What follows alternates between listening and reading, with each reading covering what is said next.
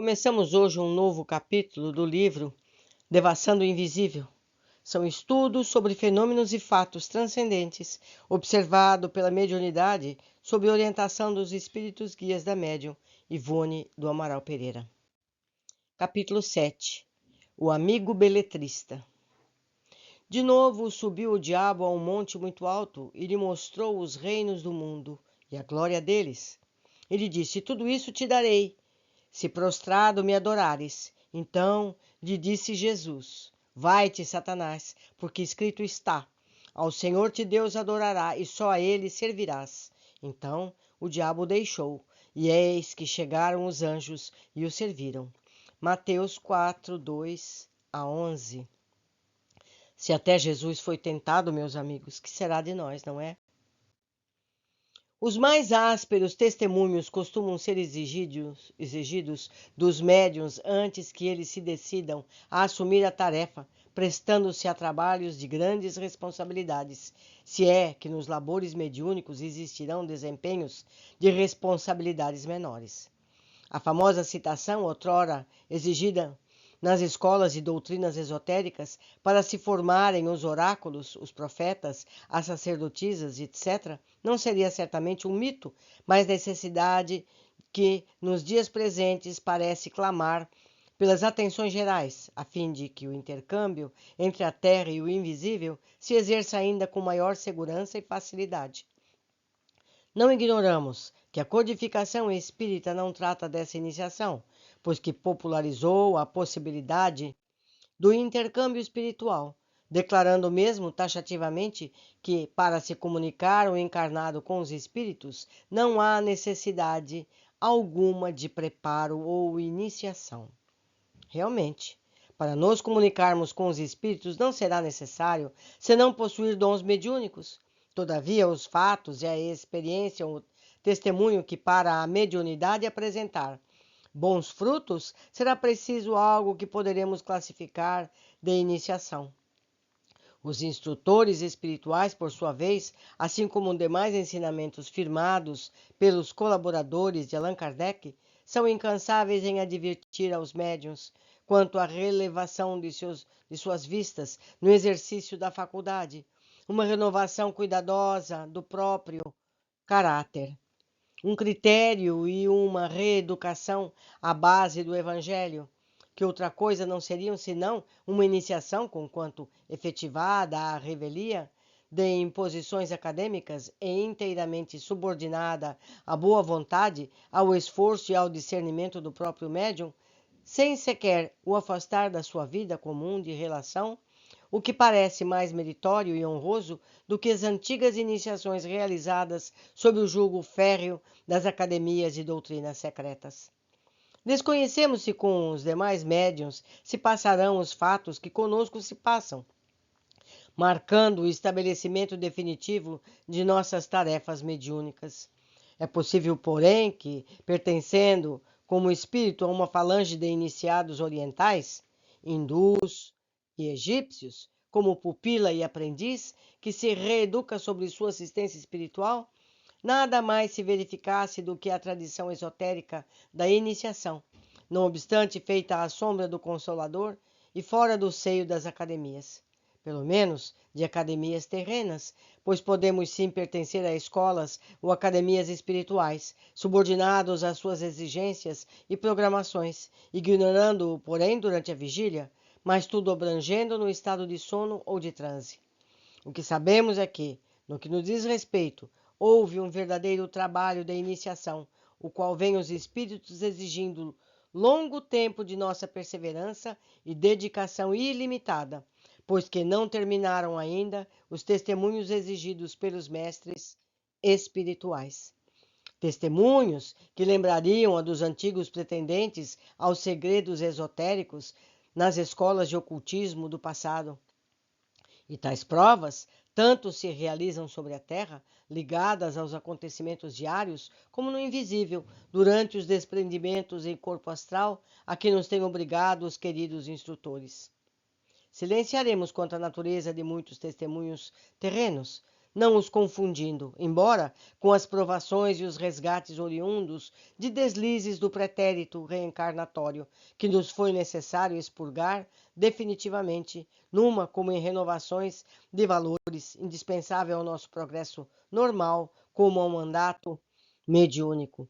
Apenas adiantaremos, como curiosidade a ser examinada pelo leitor, que os mesmos testemunhos, espécie de exame prévio de um candidato a um curso escolar, se constituiriam de provas de firmeza e equilíbrio em todas as contingências sedutoras da vida humana, ou seja, de todas as tentações risonhas que tendessem a nos desviar da boa rota, de dificuldades e peripécias, não faltando como nem mesmo a tentação brutal do próprio roubo.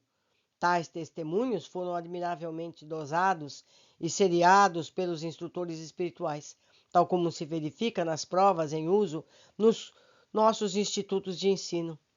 Custaram-nos eles, os testemunhos, uma vida inteira de atribulações e lágrimas, de sacrifícios, de desilusões e renúncias, e devemos confessar que, nos lerem que todas as provas que tivemos de oferecer à doutrina do Mestre, para poder ser admitida como cooperadora do corpo de servidores investidos de tarefas também no invisível, a mais difícil, a mais penosa para o nosso caráter, ainda inferior, foi a do perdão.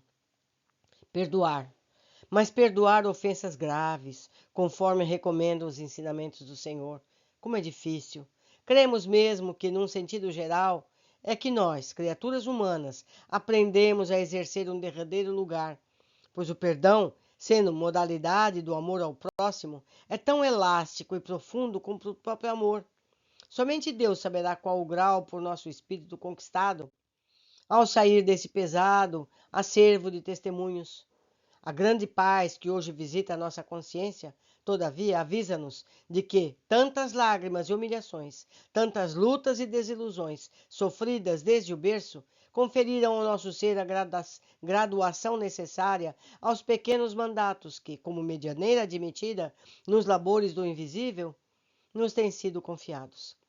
Declaramos ter como instrutores e mestres espirituais responsáveis por nosso progresso na existência presente, pelo menos espíritos de hindus e egípcios. Talvez por isso, estas particularidades da iniciação rigorosa resultem dos métodos das escolas às quais tais instrutores se prendem a um espaço, como se prenderam na Terra, e não seja o fato ou a exigência de ordem tão geral como se puderá supor. O certo é que até mesmo os nossos estudos doutrinários, nossos trabalhos espirituais, nossas leituras e até passeios e diversões são por eles dirigidos sobre o máximo rigor e método invariável. E quanta renúncia tudo isso nos ha custado! Escolhem os livros que devemos ler, suspendendo por vezes leituras doutrinárias para que não sobrevenha o fanatismo. Advertem-nos da inconveniência dos jornais, apontam-nos as horas de trabalho, as companhias e os amigos, os centros espíritas a frequentar. Desviam-nos o matrimônio das preocupações desde antes dos 20 anos de idade, e as amarguras colhemos insistindo em ilusões do gênero. Reconhecemos que provieram da desobediência aos seus conselhos. Pertencendo a uma família onde havia bons intérpretes da música, fomos impossibilitadas igualmente de estudá-la, não obstante a grande vocação, pois nos diziam os instrutores hindus, vendo-nos insistir nas tentativas de um curso de piano. Somente um caminho deverá existir à tua frente, a doutrina do Cristo o Consolador.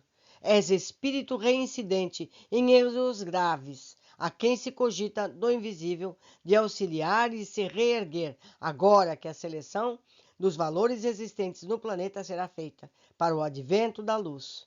A música virá mais tarde, com o dever cumprido. Obterás compensações às lágrimas que chorares pela impossibilidade desse ideal. E com efeito, temos tido essas compensações quando, nos dias atuais, vemos diante de nós, caridosamente materializados, para que nos seja possível enxergá-los detalhadamente, esses abnegados mestres da iniciação, belos e sábios, a quem veneramos com todas as forças da alma, ao termos amigos como Bezerra de Menezes, Charles, Frederico Chopin, Leon Denis, Leon Tolstói e muitos instrutores outros cujos nomes jamais foram revelados.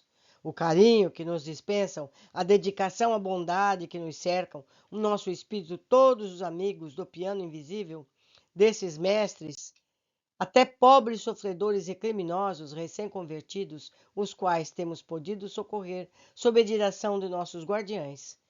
São hoje a melhor recompensa às provações e aos desgostos que acompanharam nossa vida desde o berço. Meus amigos, é uma, digamos que, militância, é uma tarefa a ser cumprida. Precisamos todos nos lembrar. Nós nascemos para crescer, nascemos para aprender. A diversão é um anexo, é uma coisa além, que não está necessariamente na nossa lida, não é? Podemos nos divertir sim, mas esse não é o nosso objetivo quando aqui encarnados. Por hoje ficamos por aqui. Eu aguardo a todos na continuidade do capítulo. Abraços.